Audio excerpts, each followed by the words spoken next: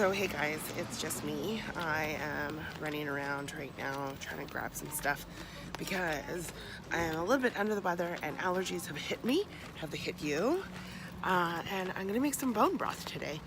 My bone broth, you know, you can look it up all over the internet. You can find bone broth, make it yourself. I find the way that I do it adds a lot of flavor. And if you haven't tried bone broth, this one's pretty hands-off. Takes a long time, but it doesn't take a lot of work. So why don't you stick around and we can make some bone broth. Bone broth. All right, guys, so it is the starting of spring and allergy season is starting to hit. So what's better all year round? Bone broth. So I'm starting the bone broth with about 1 kilo of chicken bones. I've got assorted back, neck, and wing tips in here, along with about 500 grams of pork bones. And I've got 2 legs here and a back. As you can see, I think this is a hip or something. So from the pork that I got at my local butcher. If you guys don't see any bones at the butcher counter, ask. Might be in the frozen section. They also might have it at the back. And this goes for like big chain grocery stores as well. You can always check and see what's going on. So let's put that on the side. Now for the vegetables, I do like to roast some of my vegetables as well. So I have 1 large onion that we are going to just slice into quarters. And the roasting is going to get a little bit of caramelization, some flavor. It's also going to kind of break down and start to pre-cook the bones, which I like to do. So just into quarters, you can leave the skins on. You don't have to peel the whole entire thing. So that you can even leave the knobs on the ends. So exactly like this, protect the onion a little bit. That gets thrown in there. And then I'm gonna also roast 2 large carrots. And again, these are not gonna be any fancy cuts, just really sliced up. Again, to roast and get some flavor into the soup.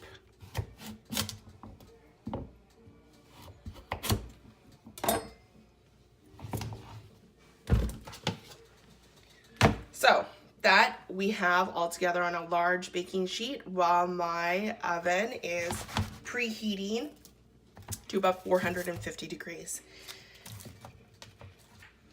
I'm just gonna put a touch of avocado oil and then I'm gonna do some simple seasoning. Of course, I can't forget the garlic. So I have 1/2 head of garlic here. I'm just gonna chop off the top. And then I'm gonna break it up and throw that on the tray as well. So now we're just gonna season this a little bit. So I've got some kosher salt here that I'm just gonna sprinkle all the way across. Sprinkle generous amounts, make sure everything is coated. And then I have about a tablespoon of black pepper, tablespoon of basil, and a tablespoon of sage that I'm also just gonna coat all of the pieces, vegetable and meat, together. I like to pre-roast and season my bones before they go into the oven and into the soup because I feel like it really creates a lot of flavor beforehand, and that's what we want. We want flavor. So into my preheated 500-degree oven, this goes for about 45 minutes. And while that is starting to roast, I have put my pot, my big huge stock pot, onto the stove, starting to boil the water so that it's going to be nice and ready when those come out. I've also put in 5 stalks of celery and then some green onions that I have in there to flavor that soup really nicely. This is a 12-quart stock pot and I've got it about 2/3 full. So that's going to make about 10 quarts, 9 quarts, I guess, of bone broth. I really wish that you could smell what it smells like in here right now. but you're gonna have to make this and try for yourself. So as you can see, everything is nice and roasted down. We've got some caramelization. See how stuff is starting to come out of the bones?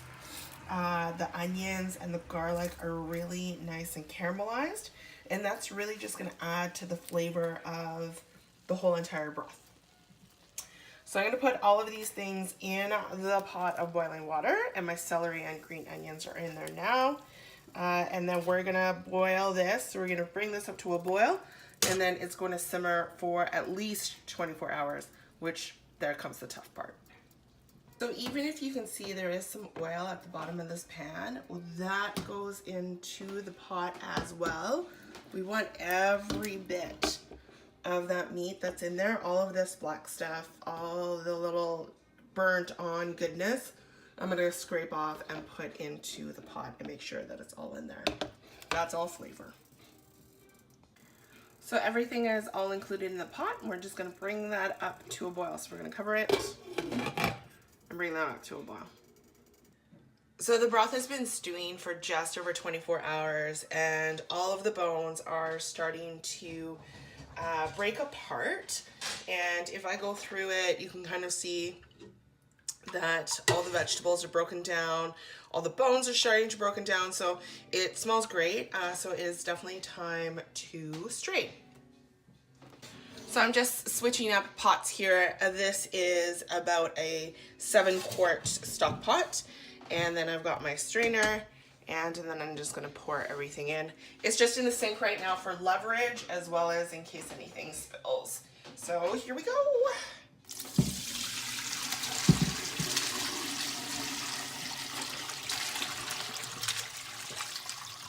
Hopefully that's enough room. Okay, so as you can kind of see, this pot is going to be nice and full. Actually needs some more.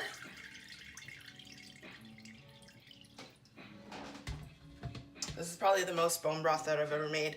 So what I'm going to do, I'm actually going to freeze some of this, and then I'm going to put some in the fridge, and then I'll have some for a good couple weeks, which is perfect. So that's it, guys. Bone broth in a flash. Well, kind of. It did take like 2 days.